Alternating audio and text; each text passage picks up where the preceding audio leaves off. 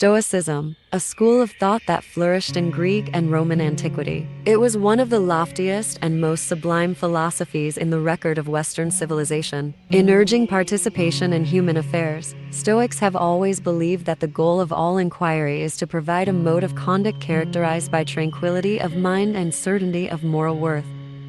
One of the most influential Stoic philosophers, known for his practical and accessible teachings that emphasize the application of Stoic principles to everyday life, Epictetus. He played a significant role in the development and dissemination of Stoic philosophy. Epictetus was born in a Greek city in Asia Minor, Hierapolis, sometime in the 50s AD. For a portion of his early life, he was enslaved to an important member of Nero's court named Epictetus.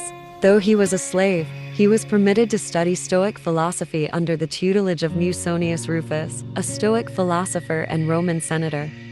This is one of the reasons he became a legendary philosopher. Epictetus' quotes are one of the most powerful ways to become acquainted with Stoic thought. It's unclear when exactly Epictetus was granted freedom, but it's believed that it was sometime after the death of Nero in 68 AD. He then went on to teach philosophy in Rome until philosophers were banned from the city around 93 AD by the Roman Emperor Domitian. Epictetus spent the rest of his life in northwestern Greece, where he founded a school of philosophy. His ideas were written down and published by his most famous student, Arian. Epictetus is known to have only had very few possessions and lived a life of great simplicity. He was a proponent of the idea that philosophy is a way of life rather than just an abstraction.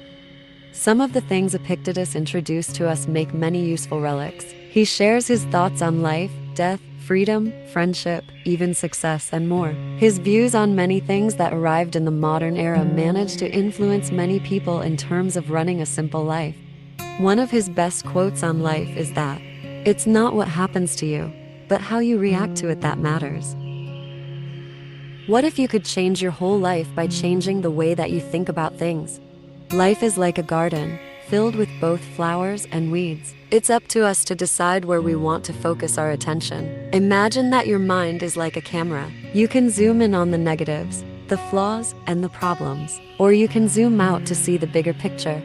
When you zoom out, you'll notice that even in the midst of challenges, there is beauty and goodness all around. With that being said, instead of dwelling on the traffic jam during your morning commute, you appreciated the extra time to listen to your favorite music. When it rained on a picnic day, you savored the cozy moments spent indoors with friends. Slowly but surely, we began to see the world through a different lens. We started to notice the beauty in small things, the way raindrops glistened on leaves, the laughter of children playing, and the kindness of strangers. We learned the powerful lesson that changing the way we thought about things could change our entire world. We realized that life would always have its ups and downs, but by choosing to focus on the beauty, the kindness, and the joy, we could create a life filled with sunshine even on the cloudiest of days.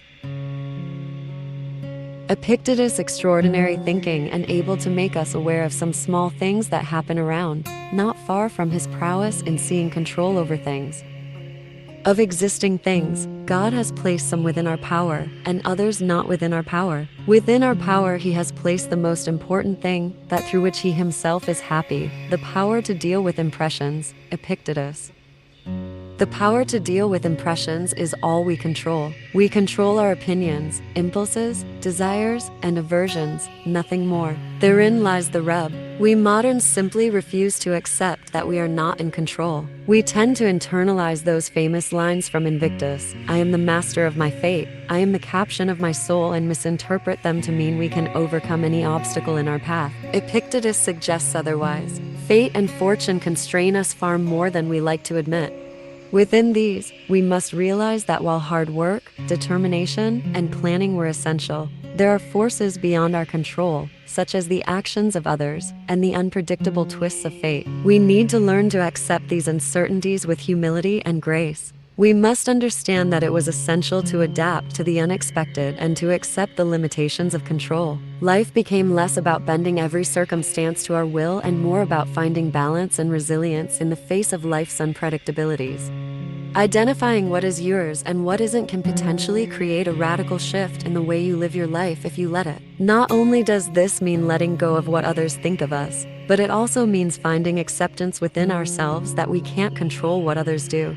In the quotes of Epictetus, we can find specific guidance on what it means to take responsibility for what you can change and accept what you simply cannot. When you study Stoic philosophy, you are exposing yourself to ideas that can allow you to actually create positive change in your life. The more we value things outside our control, the less control we have. Epictetus.